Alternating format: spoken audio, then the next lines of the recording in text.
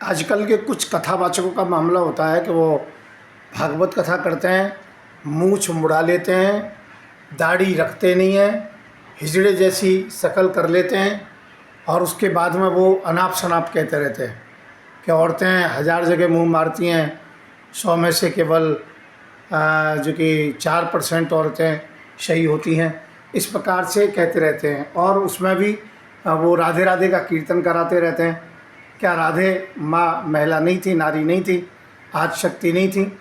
तो मैं ऐसे जो वक्ता हैं जो मुँह मुड़ा करके और जो कथा करते हैं, जो कि हिजड़े की जैसी शक्ल कर लेते हैं, तो मैं कहना चाहूँगा उन लोगों से दूर रहें। और उन माता बहनों से कहूँगा कि वो चरित्रहीनता के विषय में जो कह रहे हैं वो क्या कह रहे हैं क्या नहीं कह रहे, परंतु जो माता बहन है ऐसे लोगों की कथा में जाती हैं वो चरित्रहीन होने का प्रमाण तो पक्का वो ले रही हैं। और जो पुरुष जो कि जा रहे हैं वो तो बिल्कुल ही बुद्धिहीन है। अर्थात ऐसे लोगों की कथा में मत जाइए। वो वैसे त्याग की कथा करते हैं पर सोने की चैन पहनते हैं, अंगूठी पहनते हैं, हेलीकॉप्टर तक की बात होती है कि हेलीकॉप्टर लेंगे और अच्छे जो कि चश्मा पहनेंगे, ये करेंगे वो करेंगे। और यदि उनको कोई कुछ कहे तो वो कहते हैं कि यदि हम 2 धेले के लोग जो ऐसे ऐसे पहन लेते हैं, यदि हम यदि पहन लें तो क्या दिक्कत हुई? तो ये कोई जवाब थोड़ी है। अब बताओ, यही बात कह दी कि भाई जो महिला 25 साल की होती है वो जो कि 10 जगह मुँह मार लेती है या 4 जगह मुँह मार करके आती है। मैं कह रहा हूँ देखो, जो आदि IPS बनाओगे बिटिया के लिए, इंजीनियर बनाओगे या डॉक्टर बनेगी, इंजीनियर बनेगी, तो वो 28-30 साल की उम्र होना स्वाभाविक है। 25 साल को क्रॉस करना बहुत ज़रूरी है, जो कि स्वाभाविक है। तो ऐसी स्थिति में क्या महिलाओं को चरित्रहीन घोषित कर दिया जाएगा, बेटियों को चरित्रहीन घोषित कर दिया जाएगा?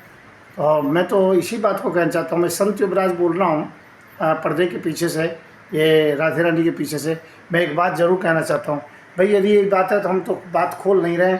जब अनिरुद्धाचार्य जी की जो पत्नी भागी थी विवाह से पहले और उनको पता है फिर भी उन्होंने विवाह कर लिया, और कई ऐसे भागवत प्रवक्ता हैं जो प्रकांड विद्वान हैं, बड़े बड़े लोग हैं, कई लोगों की पत्नियों को तो हम लिवा करके लाए हैं, लौटा करके पुलिस से समझौता करा के लाए।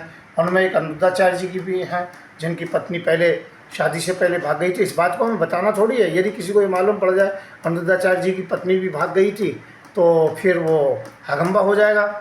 और मैं कह रहा हूँ किसी माता बहन की हम बेइज्जती नहीं करना चाहते, तो इनको क्या अधिकार है जो समाज के अंतर्गत में माता बहनों का अपमान करने के लिए? तो इस विषय पर ध्यान देना चाहिए। ऐसे लोग कथा का विरोध करें और ऐसे लोगों के ये माफ़ी मांग लेते हैं कथा करने के बाद में, फिर कथा करने नहीं, माफ़ी का मतलब फिर कथा करना ही बंद कर दें, अर्थात उस व्यवसाय को छोड़कर और कोई व्यवसाय करें। इन्होंने कथा व्यवसाय बना दिया है।